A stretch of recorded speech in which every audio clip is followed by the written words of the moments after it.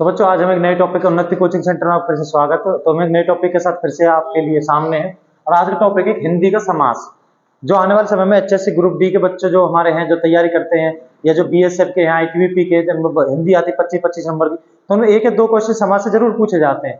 तो मैं डायरेक्ट मतलब एक विदाउट मतलब है ना याद करिए कैसे किया करते हैं, एक तरीके से तो समाज को सॉल्व करने का आपको एक तरीका बताएंगे। सबसे पहले समाज में पहले तो देख समाज कितने टाइप के होते हैं, 6 टाइप्स के हमारे समास होते हैं। द्वंद्व समास, द्विगु समास, कर्मधारय समास, बहुब्रीहि समास, अव्ययीभाव समास और तत्पुरुष समास। हर किसी को हम एक तरीका बताएंगे याद करने का। जैसे सबसे पहले द्वंद्व समास। द्वंद्व समास का मतलब क्या होता है कि इसमें ज्यादातर एक दूसरे के अपोजिट वर्ड आते हैं, बीच में डैश। मैं गलती बताऊंगा बच्चे गलती कहां पे करते हैं। जैसे माता पिता एक दूसरे के अपोजिट वर्ड आएंगे तो इसका समास का विग्रह रहेगा माता और पिता। इसको क्या बोलेंगे, माता और पिता लिखा जाएगा। सुख दुख है इसको क्या लिखा जाएगा, सुख और दुख। तो कहीं पर अगर आपको ऐसे वर्ड दिखे माता पिता, सुख दुख, अमीर गरीब, भाई बहन, तो ये सब कैसे समास रहेंगे, द्वंद्व समास रहेंगे। मेन चीज आती है बच्चों को ये चीज कहीं नहीं पढ़ाई जाती, लावा लाभ पापा पाप, ये तो सब बता देते कि किसी में डैश है सब चीज रहेगी। लेकिन इसका भी जब हम समास का विग्रह करके लिखते हैं बच्चों तो इसमें आता था लाभ और अलाभ। इसमें क्या लिखा जाएगा, लाभ और अलाभ। तो ये लाभ और लाभ और अलाभ ये भी कौन सा हो जाएगा, द्वंद्व समास, क्योंकि दोनों पद प्रधान है, लाभ भी और अलाभ भी। पाप पाप को हम क्या ले सकते हैं, पाप और अपाप। तो ये भी क्या हो जाएगा, एक द्वंद्व समास का उदाहरण हो जाएगा। तो ये दो उदाहरण हमें जरूर पढ़ने हैं क्योंकि ना तो ज्यादातर किसी बुक में होते हैं और ये क्वेश्चन पेपर में पूछे जाते हैं। ये था बस इतना, इससे ज्यादा कुछ नहीं पढ़ना में कि अगर किसी में एक दूसरे के अपोजिट वर्ड आते हैं जो एक और दोनों पद प्रधान होते हैं तो कौन सा समास है, द्वंद्व समास। दूसरा हमारा द्विगु समास। इसमें अगर पहले संख्यावाची वर्ड आता है, संख्यावाची शब्द आता है तो वो कौन सा रहेगा हमारा, द्विगु समास। जैसे नवरत्न 9 रत्नों का समूह, सप्तद्वीप 7 द्वीपों का समूह, त्रिभुवन 3 भुवनों का समूह, दशानन जिसके 10 है आनंद जिसका अर्थात रावण, जैसे रावण के 10 सिर थे। तो इसका मैं कंफ्यूजन पॉइंट बताता हूं बच्चों को, दशानन में बहुत ज्यादा कंफ्यूजन रहती है। लेकिन अगर आगे कोई वर्ड आए हमारा कैसा आए, संख्यावाची वर्ड आए, मतलब कुछ संख्या को निरूपित करे, जैसे 1 2 3 4 5, तो वो क्या रहेगा हमारे, त्रि माने 3, दशा माने 10, सप्त माने 7, नव माने 9। तो ये होता है द्विगु समास। कुछ संख्यावाची को कोई वर्ड हमारा बता रहा है, संख्यावाची को शब्द हमारा बता रहा है, वो रहेगा हमारा द्विगु समास। उसके बाद कर्मधारय। कर्मधारय समास का मतलब क्या होता है, अर्थ क्या होता है, इसका अर्थ होता है किसी की विशेषता बताना, किसी की विशेषता बताना। जैसे काली मिर्च, इसका विग्रह करेंगे क्या आएगा, काली है जो मिर्च। लाल मिर्च रहती है हम क्या बोलते हैं, लाल है जो मिर्च, मतलब मिर्च की विशेषता बताइए कि मिर्च काली है लाल है। जैसे नीलकंठ, नीला है जो कंठ, नीला है जो कंठ, मतलब क्या हो गया, नीला है जो कंठ, मतलब कंठ की विशेषता कि कंठ क्या है, नीला है हमारा। एक है पीतांबर, पीत माने पीला, अंबर माने वस्त्र, मतलब पीले हैं जिसके वस्त्र, अर्थात भगवान श्री कृष्ण होता है। लेकिन अब इसमें कंफ्यूजन क्या होती है, जैसे मैंने ये प्रश्न यहाँ पे नीलकंठ भी लिखा है, दशानन भी लिखा, पीतांबर भी लिखा है, तो दशानन इसमें था, नीलकंठ और पीतांबर इसमें आ रहे हैं। अब बच्चों को कंफ्यूजन रहता है कि सर किसमें हम लगाएं इसमें, उसको मैं आपको शॉर्ट सा फार्मूला बताता हूं, देखो ध्यान से। अगर कर्मधारय समास है, किसी की विशेषता बता रहा है और उसको कोई तीसरा अर्थ नहीं निकल रहा है तो वो तो रहेगा भाई कर्मधारय समास। लेकिन बहुब्रीहि समास द्विगु समास का और कर्मधारय समास का एक प्रकार से बाप समझ रहे हो, ये एक प्रकार से बाप है किसका, द्विगु समास का, कर्मधारय समास का। मतलब अगर कहीं तीनों ऑप्शन में है और एक अलग ही अर्थ निकल रहा है किसी चीज का तो वहां पे बहुब्रीहि समास आएगा। एग्जांपल देखते हैं, नीलकंठ, नीला है जो कंठ अर्थात भगवान शिव, तो भगवान सिर्फ तीसरा अर्थ निकल रहा है इसका।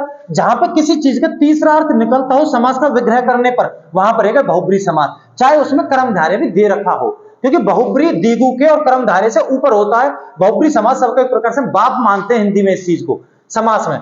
दशानन, 10 है जिसके शीर्ष अर्थात रावण, तो तीसरा अर्थ लिख रहा है दशानन का, इसका मतलब क्या होगा, यहां भी बहुब्रीहि समास आएगा। अगर मानकर चलो बहुब्रीहि समास हमारे ऑप्शन में नहीं है, बहुब्रीहि समास मानकर चलो हमारे ऑप्शन में नहीं है तो हमारा द्विगु समास ठीक है। लेकिन द्विगु समास भी दिया हुआ है ऑप्शन में और बहुब्रीहि समास भी दिया हुआ है और उसका कोई तीसरा अर्थ निकल रहा है तो हमारा बहुब्रीहि समास है, क्योंकि बहुब्रीहि समास को हिंदी में समास सबसे ऊपर वरीयता दी जाती है, खासकर द्विगु समास से और कर्मधारय समास से। सेम चीज है पीतांबर, पीतांबर पीले हैं जिसके वस्त्र अर्थात भगवान कृष्ण। अब पीतांबर अगर मान के चलो, पीतांबर ऑप्शन में पीतांबर को पूछा है कि कौन सा समास है, उसमें कर्मधारय और बहुब्रीहि दोनों ऑप्शन में आते हैं तो हम लगाएंगे भाई बहुब्रीहि समास, क्योंकि इसका तीसरा अर्थ निकलता है। एक और बता लंबोदर, लंबा है जिसका उदर अर्थात भगवान श्री गणेश, तो अगर मान के चलो लंबा है जिसको अगर विशेषता बता रहा है वो भी अगर कर्मधारय और बहुब्री में से जौन सा एक ऑप्शन में आए तब तो वही आंसर है। लेकिन अगर दोनों ऑप्शन में आते तो हमारा कौन सा आंसर ठीक रहेगा? बहुब्री। बच्चों को इन तीनों में सबसे ज्यादा कंफ्यूजन रहती है। मेरे हिसाब से जो आपकी कंफ्यूजन होगी वो दूर होगी कि जहां पे तीसरा अर्थ निकले किसी चीज का वो बहुब्री समास है, चाहे मैं कर्मधारय दे रखा हो ऑप्शन में है, द्विगु दे रखा हो, या वो संख्यावाची के रूप में हो, या वो किसी की विशेषता बता रहा हो, इससे हमें कोई मतलब नहीं है। लेकिन अगर उसका तीसरा अर्थ निकलता है तो बहुब्री को सबसे ज्यादा वरीयता दी जाती है समास में। Point clear? उसके बाद में चलते हैं अव्ययीभाव समास में। अव्ययीभाव समास क्या होता है? जिसमें प्रथम पद अव्यय होता है। प्रथम पद अव्यय होता है। मानकर चलो, देखो यहां में बच्चे क्या कंफ्यूजन रहते हैं, टीचर बता देते हैं बच्चों को कि जहां में डैश आए वो समास दुरंत समास रहेगा। लेकिन बच्चों ऐसा नहीं होता, कभी भी कोई वर्ड बार बार रिपीट होता है। जैसे मैं एग्जांपल देता हूं, गांव गांव, या मैं लिख देता हूं गली गली, या मैं लिखता हूं शहर शहर। तो देखो जब दो वर्ड सेम वर्ड रिपीट होते हो तो वहां पे अव्ययीभाव समास होता है। ये चीज बच्चों को नहीं सिखाई जाती। बच्चों को खाली कह दिया जाता है कहीं पे यथा आ जाए, कहीं पे प्रति आ जाए, वहीं पे अव्ययीभाव समास होता है। लेकिन ऐसा नहीं है बच्चों। पेपरों में ये क्वेश्चन पूछे जाते हैं कंपटीशन लेवल पे कि गांव गांव में बच्चों को बताया जाता है जहां पे डैश आए वहां पे दुरंत समास लगा दो, जबकि ऐसा नहीं होता। हर कोई दुरंत समास नहीं होता। जब सेम वर्ड रिपीट हो रहे हो, सेम वर्ड रिपीट हो रहे तो बार बार बोल रहा हूं, वहां पे अव्ययीभाव समास रहेगा। जैसे मैंने यहां पे देखा था कभी कभी, सेम वर्ड थे। आजीवन, जीवन भर, तो मतलब आ क्या है? अवयव का रूप है। यहाँ पे कहीं भी तुमको यथा दिखे प्रथम, यथा एक अवयव है, यथा संभव हो जाए, ठीक है ना, यथा प्रत्येक, तो प्रत्येक देखे जैसे प्रतिदिन और लिख सकता हूं, जैसे प्रतिदिन, या प्रति मासिक, प्रति दैनिक। तो प्रत्येक जिसमें प्रति आए आगे, यथा आए, यथा एक, यथा संभव, तो यहां पे यथा वर्ड आए प्रथम, या प्रति वर्ड आ जाए, या सेम वर्ड आ जाए, अब अगला वर्ड आ जाए, क्योंकि आ भी क्या एक अवयव है, तो वहां पे अव्ययीभाव समास रहेगा। हमको रूल याद करने की जरूरत नहीं है, हमको सिर्फ ये देखना है कि इसकी क्या विशेषता, क्या खासियत है इसके अंदर। लास्ट में हमारा तत्पुरुष समास। और तत्पुरुष समास के बहुत ज्यादा टाइप्स होते हैं, वो टाइप्स नहीं पूछे जाते पेपर में, खाली ये पूछा जाता है कौन सा समास है। जैसे मैं आपको बताता हूं मतदाता, इसका आप विग्रह करेंगे तो क्या होगा? मत को देने वाला, मत को देने वाला बोलेंगे इसे भाई।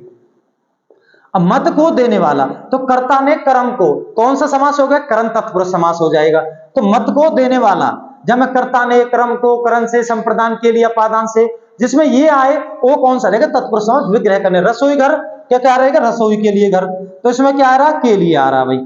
तो के लिए आ रहा है तो कौन सा समास हो जाएगा? ये भी तत्पुरुष समास। एक है धनहीन, तो धनहीन का क्या विग्रह रहेगा? धन से हीन।